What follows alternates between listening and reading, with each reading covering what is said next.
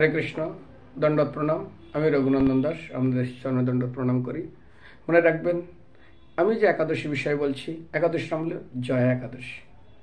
আচ্ছা, এই একাদশী আরেকটা নাম আছে ভৈমী একাদশী। কিন্তু ভৈমী একাদশীটা জ্যৈষ্ঠ মাসে পড়ে, ঠিক নির্জলা একাদশী ওটাকে বলে ভৈমী মাসে। সেজন্য অনেকেই ভুল করে মনে করবেন না যে এটা হচ্ছে ভৈমী একাদশী, না, এটা হচ্ছে জয়া একাদশী। আর এই একাদশীটা হলো, মনে রাখবেন, 8ই জানুয়ারি শনিবার, পারণ হলো রবিবার। কয়টার সময়? না, রবিবারে 9 তারিখ 6টা 12 থেকে 9টা 58-এর মধ্যে। এখন আমি এই জয়া একাদশীর মাহাত্ম্য বর্ণনা করব। ভবিষ্যৎ পুরাণে যুধিষ্ঠির মহারাজ আর শ্রীকৃষ্ণের প্রশ্ন উত্তর, সেখানে একরকম বর্ণনা আছে। আচ্ছা, আর একরকম বর্ণনা আছে, সেটা হলো আপনার গরুড় পুরাণে, যেখানে বলা হয়েছে ভৈমী একাদশী জ্যৈষ্ঠ মাসের একাদশীকে বলা হয়। কিন্তু এই ভৈমী একাদশী, ওই ভৈমী একাদশীটা পাণ্ডবা নির্জল একাদশী। আর মনে রাখবেন, আর আমাদের এই যে একাদশী ভৈমী নির্জল একাদশী, সেটা কিন্তু আবার জ্যৈষ্ঠ মাসে। এই একাদশী কি কি ফল পাবেন? প্রথমটা 1, সর্বপাপ বিনাশকারী। 2, এই একাদশীতে যত রকম ব্রত আছে সমস্ত ব্রতের ফল আপনি পাবেন। 3, যত রকম পবিত্র কাজ আছে সেই পবিত্র কাজের ফল পাবেন। 4, সর্বকামনাবাসা পূরণকারী, সবকিছু পূরণ করবেন একাদশী। 5, কখনো যদি কোনো প্রেতজনীকে প্রাপ্ত হয়, অবশ্যই তিনি সেই প্রেতজনী থেকে মুক্ত হবেন। এমনকি কোনো পূর্বপুরুষ যারা প্রেতজনী প্রাপ্ত হয়েছেন, তাদের উদ্দেশ্যে একাদশী করে তার ফল আপনারা তাদেরকে অর্পণ করতে পারেন। আপনারা শুনছেন, বিশেষ করে যুধিষ্ঠির মহারাজ প্রশ্ন করেছিলেন কৃষ্ণকে, এই যে জয়া একাদশী, এই একাদশীর মাহাত্ম্য কি? তখন যুধিষ্ঠির মহারাজকে ভগবান কৃষ্ণ বললেন, দেখো, দুটো পুরাণ, একটা হচ্ছে গরুড় পুরাণ, একটা ভৈষ্য পুরাণ, 2 রকম বর্ণনা, কিন্তু মাহাত্ম্য হলো এটাই। একসময় ইন্দ্র, তিনি স্বর্গলোকে আছেন। তো স্বর্গলোকে তিনি সুন্দর নাচ গান হচ্ছে 50 কোটি অপ্সরাকে নিয়ে। তো সুন্দর নাচ গান হচ্ছেন। তো নাচ গান হতে হতে হতে হতে সেখানে ঘটনা কি ঘটে, একসময় ওখানকার যে প্রধান যারা নৃত্যগীত করত, নাম ছিল পুষ্পদত্ত এবং চিত্রসেন। এবং এই পুষ্পদত্ত এবং চিত্রসেন তারা নাচ গান করছে। তো পুষ্পদত্তের পুত্রের নাম হলো মাল্যবান, আর চিত্রসেনের কন্যার নাম হলো পুষ্পবন্তী। এদের দুজনের ভিতরে আকর্ষণ হয়ে যায়।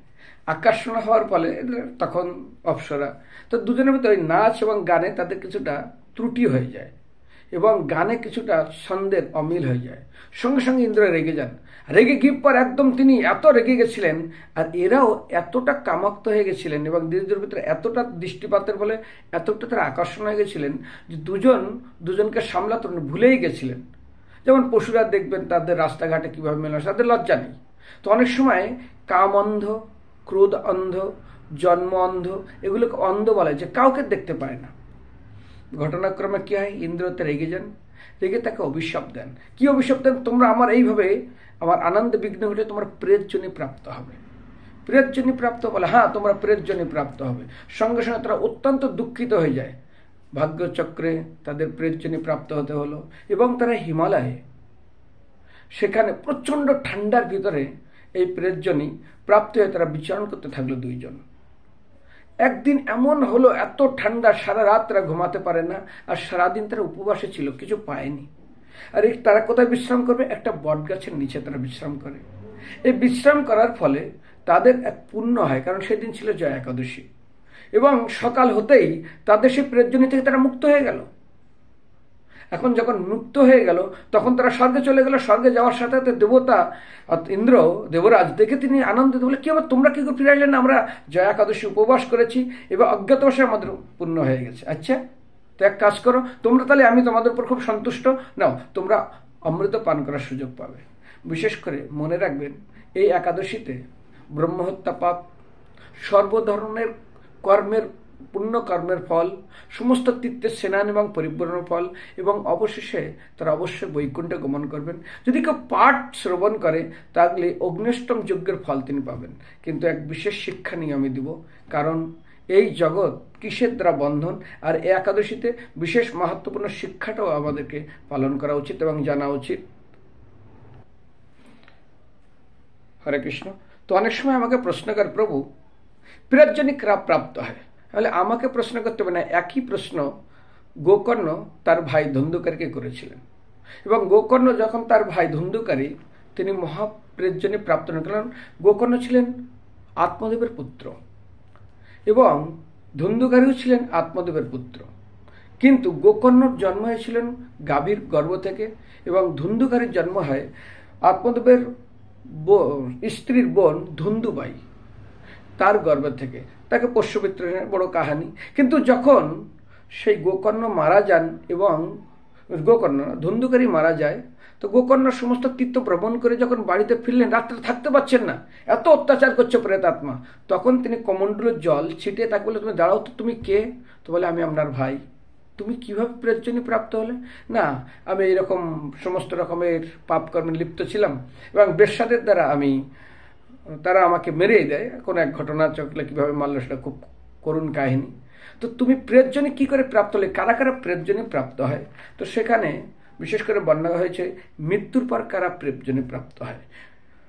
গোকর্ণকে বলছেন ধন্দুকারী, লোকানাম হিংসকঃ স অহং স্ত্রীভি দুঃখেন মারিতঃ অত প্রেতত্বম আপনৌ দুর্দশচ্চ বহম্মহম।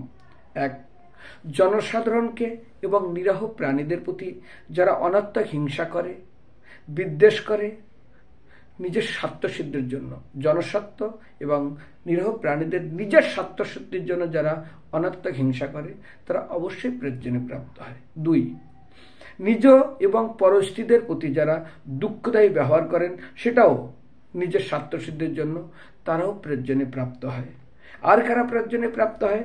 পরদ্রোহ, পরদাররত, পরধন, পদপবাদ, পাপায় পাপমদেহ ধরে মূলজাত, অর্থাৎ এরাও প্রেতজনী প্রাপ্ত হয়।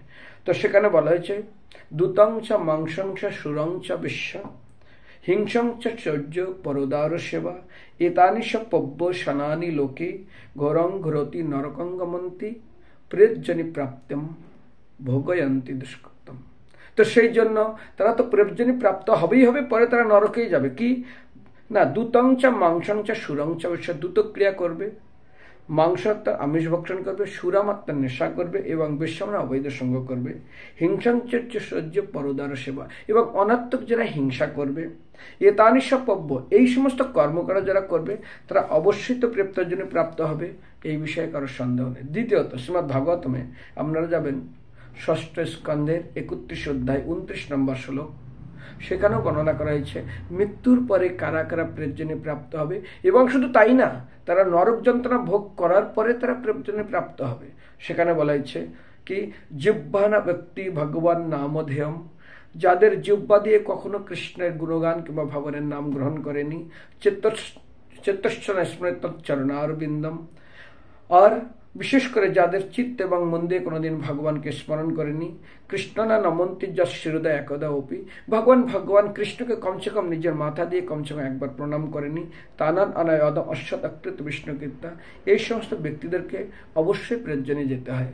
সেই জন্য আমাদের ইস্কনে আমরা বিশেষ করে নেশা, জুয়া, আমিষ আর অবৈধ সঙ্গ, দূতং পানং স্ত্রং শূন্য যত্র অধর্ম চতুর্বিবাদঃ, দ্রুতক্রিয়া, নেশা, অবৈধ, এই যে আমাদের 4টা, দ্রুতক্রিয়া, নেশা, অবৈধ সঙ্গ আর আমিষাহার কেন পালন করতে হবে না? এটা পাপকর্ম, আর এই পাপকর্ম করলে অবশ্যই অধর্ম, তারা অবশ্যই নরকজনী প্রাপ্ত হবে। তবে এই শ্লোকে এক বিশেষ শিক্ষণীয় বিষয় আছে, সেটা হলো এক নিত্য স্থানে চলে গেছেন দুজন এবং তারা আকর্ষণ হয়ে গেছেন কিসের মাধ্যমে? না, কাম বাসনের দ্বারা।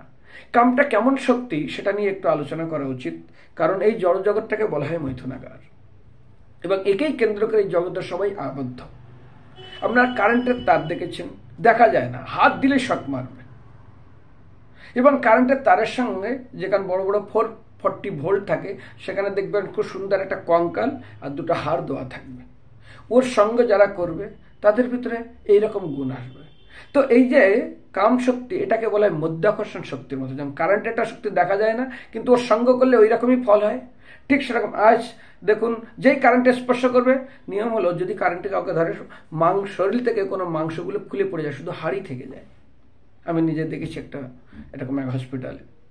তো কারেন্টের শক্তি না, এটা বলছে মধ্যাকর্ষণ শক্তি। যত বস্তু আপনি উপরে ফেলবেন না কেন, ও ঠিক নিচে চলে আসবে, কারণ ওকে আকর্ষণ করে নিয়ে আসবে। ঠিক এই জড়জগৎটা মৈথুনাগরটা আকর্ষণ শক্তি, এটা কতদিন পর্যন্ত থাকবে? মৃত্যুর আগের মুহূর্ত শরীরের ভিতরে যদি এক ফোঁটা রক্ত থাকে তার ভিতরেও থাকবে। যেমন দেখুন, কোনো পাত্রে আপনি সাধারণত জল খাবেন, দুধ খাবেন, দুধ পাত্রটা যদি ভালো না দেন দুধের গন্ধ বেরোবে। ঠিক কোনো পাত্রে যদি প্রাচীন রাখেন আরও বেশি গন্ধ থাকবে, ভালোভাবে ধুতে হবে, কিন্তু পাত্র উপর নির্ভর। কিন্তু যদি মাটির পাত্রে প্রাচীন রাখেন তাহলে কি হবে? অবশ্যই ধুলেও কোনোদিন যাবে না। সিদ্ধান্ত হলো এটাই, যখন কেউ কম্বল তৈরি করে লোম দিয়ে তৈরি করে, তো একটা হিন্দিতে বললে লোম উজাড়তেই কম্বল খালাস। আমাদের এই শরীরটা তৈরি হয়েছে যৌন আবেদন এবং কাম বাসনার মাধ্যমে। যখন কোনো চিনির পুতুল তৈরি হয় তখন পুরা শরীরটাই তার চিনি। ঠিক তদ্রূপ আমাদের শরীরটা তৈরি হয়েছে কাম বাসনার দ্বারা। আর আমাদের মৃত্যুর আগের মুহূর্ত পর্যন্ত শরীরে যদি এক ফোঁটা রক্ত থাকে, জেনে রাখুন তার ভিতরে এটা বাস করবে। কত ক্ষমতাবান স্বয়ং পাণ্ডু মহারাজা, পঞ্চ পাণ্ডবের পিতা, তিনি অভিশপ্ত হন। যেদিন তিনি যৌন আবেদনের দ্বারা আকৃষ্ট হয়ে তিনি যৌন বাসনা পূরণ করার জন্য যাবেন, তখন তার মৃত্যু হবে। তিনি রাজ্য পাট ছেড়ে দিয়ে জঙ্গলে চলে গিয়ে মনীষীদের আশ্রমে ছিলেন এবং সেখানে তিনি বানপ্রস্থ জীবন অবলম্বন করে অত্যন্ত, যেমন গৃহস্থদের ব্রহ্মচারী কর্তব্য হলো গুরুর আজ্ঞা পালন, গৃহস্থর কর্তব্য হলো স্বয়ং অতিথি সংস্কার, বানপ্রস্থর কর্তব্য হলো তপস্যা করা, আর সন্ন্যাসীর কাজ হলো ভগবত ভজন সাধন করা এবং পরিব্রাজক অর্থাৎ হরিনাম প্রচার করা, ভগবানের নাম। তো তিনি বানপ্রস্থ কঠোর তপস্যা করে তিনি জীবনযাপন করছেন মুনিদের আশ্রমে। হঠাৎ তিনি এমনভাবে আসক্ত হয়ে যায় মাদ্রির প্রতি। মাদ্রি বলল, মহারাজ মহারাজ, আপনি জানেন না আমি অভিশপ্ত, আপনি আমাকে ধরবেন না, আপনি যদি আমাকে এই উদ্দেশ্য নিয়ে স্পর্শ করেন আপনি মারা যাবেন। কিন্তু এত কিছু বোঝানোর পরেও মাদ্রি পালানোর চেষ্টা করতে না করতেই, তাকে আলিঙ্গন করতেই তিনি এখানেই সমাপ্ত হয়ে যায়। দেখবেন হাতি, অনেকগুলো হাতি মিলে একটা হাতিকে মেরে দেয়, কারণ অনেকগুলো পুরুষ হাতি একটা হাতিকে তারা আকর্ষণ করে, তারা যৌন জীবন আস্বাদনের জন্য। তো যখন খুব শক্তিশালী হাতি আসে সবাই মালে, মৃত্যুমুখে চলে যায়। ঠিক এর প্রত্যেকটা ক্ষেত্রে আপনি দেখবেন আজ এই জগৎ কিভাবে তার বন্ধন এবং আবদ্ধ। তো সেই জন্য আমাদেরকে আমি একটা দৃষ্টান্ত দিলাম, জেনে রাখা উচিত। কারণ কুরঙ্গ ভিরঙ্গ মতঙ্গ মিহ্ন পঞ্চে পঞ্চ এক প্রমাত জন্নাতে, এক একটা প্রাণী এক একটা ইন্দ্রের জন্য মারা যায়। চোখের জন্য পোকা পতঙ্গ, কানের জন্য হরিণ ভৃঙ্গ, জিহ্বার জন্য মাছ, আর আপনারা নাকের জন্য ভ্রমর, গন্ধের জন্য। কিন্তু মাতঙ্গ মানে হাতি, হাতিকে রাখার জন্য, বন্ধ করার জন্য, হাতিকে তারা পোষ মানানোর জন্য 1000 লোক গিয়ে একটা জঙ্গল থেকে হাতি উঠাতে পারবে না, কিন্তু একজন ব্যক্তি ওই হাতিকে কন্ট্রোল করে। একটা স্ত্রী হাতিকে রাখা হয়, আমরা জানি হাতি কিভাবে তাদেরকে মানে আটকানো হয় এবং হাতিকে কিভাবে পোষ মানানো হয়, বন্দি করা হয়। এবং পুরুষ হাতি তার কাছে চলে যায় এবং যে গর্তে পড়ে যায় তাকে কতদিন না খাইয়ে এমন করে রাখে দুর্বল হয়ে যায়, ওঠার ক্ষমতা পর্যন্ত থাকে না।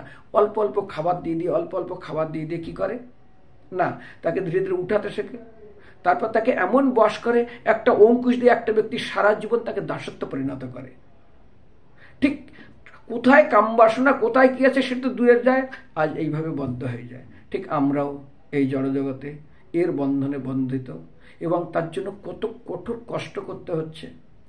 সেই জন্য কামৈষ ক্রোধৈষ রজগুণ সমুদ্ভব আজ আমাদের এই সংসারে। চিন্তা করুন, এই মাল্যবান এবং পুষ্পবন্তী এরা সামান্য একটু দৃষ্টিপাতের পর, একটু বিক্ষোভের তারা কোথাতে কত কষ্ট জীবন পেলেন, আর আমাদের জীবনে তাহলে আর কি বাকি থাকবে। সেই জন্য বীরবল এবং আকবরের কথা শুনছেন কি জানি না, মৃত্যুসজ্জা সজ্জাচ্ছে। বীরবলকে জিজ্ঞাসা হচ্ছে, আকবর এই বাসনা কতদিন থাকে? তো বলছে, মহারাজ এই বাসনা মৃত্যুর আগের দিন। বলে কি করে? তো একটা বৃদ্ধ মৃত্যুসজ্জা, তার ইচ্ছা ছিল গঙ্গার পাড়ে তিনি গঙ্গার থেকে 100 ধনুষ মানে 300 হাত, এর ভিতরে গঙ্গা মারা হয়। তো আমি তার ভিতরে, সে বলছে আমি গঙ্গার তীরে মারা যাব। সেখানে গিয়ে তাকে রাখা হয়েছে। তো একদিন বীরবল আকবর বলছে, চলুন আপনাকে প্রমাণ করবো। আপনার তার বীরবলের আকবরের এক ব্রাহ্মণ কন্যাকে সে বিবাহ করে এবং তার এক পুত্রী হয় খুব সুন্দর। তাকে নিয়ে তিনি যান ওই বৃদ্ধ লোককে দেখতে। কি বলছে, আরে আরে আপনাকে আকবর দেখতে এসছে, দেখুন মহারাজ সম্রাট আকবর, আকবর এসছে আমাকে দেখতে। আচ্ছা, ইনি হচ্ছেন আকবরের কন্যা। আরে আকবরের কন্যা? তখন ওর দিকে তাকিয়ে আছে, এর দিকেই দেখি না। এত কিছু বলো, সেই জন্য শুনুন, কিছু মনে করবেন না, পাত্র থেকে যদি কোনো কেরাচিন রেখে ফেলে দেন না, ও পাত্রে গন্ধ যাবে না। কর্পূর যদি কোনো পাত্রে রেখে দেন না, ওটাকে যদি ফেলে দেন না, ওর গন্ধ যাবে না, গন্ধ পাত্রেই থাকবেই। জন্ম জন্মান্তর ধরে আমরা এই কর্ম করে এসেছি, দ্বিতীয় আমাদের জন্ম এখান থেকেই। সুতরাং এই বাসনা আমাদের থাকবে। সেজন্য কাম কৃষ্ণের প্রাণে ক্রোধ ভক্তদের, সেই জন্য লোভ হরিকথা সাধু জানে। তো সেই জন্য যদি কৃষ্ণের জন্য করা হয়, যে ঠাকুর ডাক্তার হতে পড়বে সে জীবন দান করবে, ডাকুর হাতে পড়লে জীবন শেষ করে দেবে। বন্দুকের গুলি আর মুখের বুলি, বন্দুকের গুলি যদি একটু এদার উদার হয়ে যায়, কিছু হয়ে যায় তাহলে জেল, আর মুখের বুলি যদি একটু এদার হয়ে যায় তার মার। তো সেই জন্য আমাদের এই জড়জগৎ থেকে মুক্তির একটাই উপায় হলো আমরা যেন কৃষ্ণের জন্য সবকিছু করি। কারণ এটাকে বলা হয় মৈথুনাগার, এবং এখানেই মানুষ একটা কাজের জন্য আটকে থাকে। সেজন্য ভগবানের কাছে প্রার্থনা করতে, ভগবান আমরা যেন সম্পূর্ণ মুক্ত হয়ে আপনার শ্রীচরণে যেতে পারি। হরে কৃষ্ণ। মনে রাখবেন, সোনা যত সময় পর্যন্ত খাদ থাকবে, কারণ সোনা কোনো কিছু বানাতে যাবেন, একদম শুদ্ধ সোনা দিয়ে কিছু বানানো যায় না, ওকে খাদ মিলাতে হয়। কোনো কিছু বানাতে গেলে তামা মিলাতে হয়। তো যতদিন পর্যন্ত আমাদের ভিতরে খাদ থাকবে, ততদিন আমাদের বানতে হবে, কিছু না কিছু তৈরি করতে হবে। যখন আমরা নির্মূল হয়ে যাবো, সোনা নির্মূল হলে কিছু বানবে না, যখন আমরা সম্পূর্ণ কাম বাসনা মুক্ত হয়ে যাব, তখনই একমাত্র ভগবানের কাছে যেতে পারবো। ধন্যবাদ। হরে কৃষ্ণ। এর পরের একাদশীর মাহাত্ম্য আমরা পরেরটায় খুব অ্যাডভান্স আমি ছেড়ে দেবো।